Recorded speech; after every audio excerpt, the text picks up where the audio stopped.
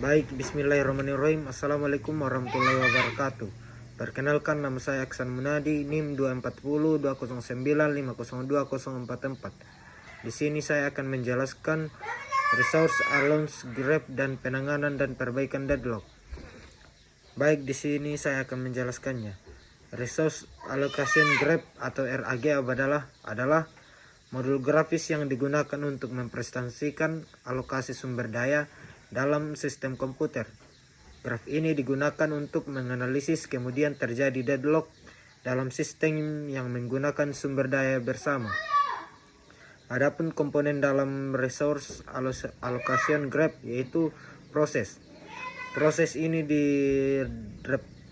direpresentasikan sebagai node terbentuk lingkaran.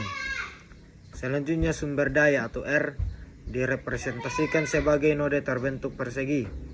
3. Edge atau busur.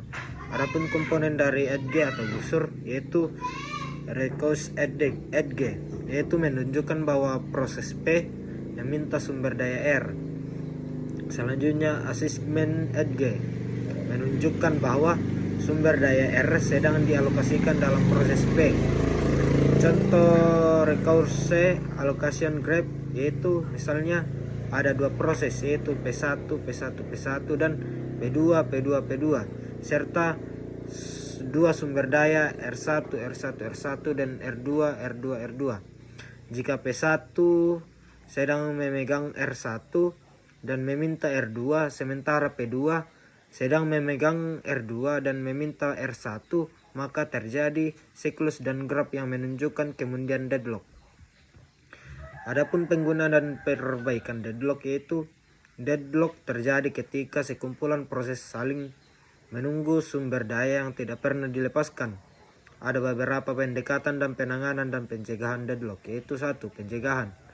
Mencegah kondisi yang menyebabkan deadlock dengan melanggar salah satu atau 4 kondisi Kaufman, yaitu mutual exclusion atau eksklusif, yang menggunakan metode seperti spooling agar sumber daya tidak eksklusif.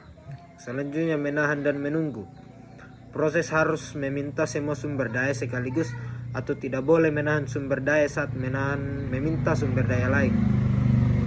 Selanjutnya tanpa preempsi, yaitu mengizinkan mengembalikan paksa sumber daya dan dari proses lain.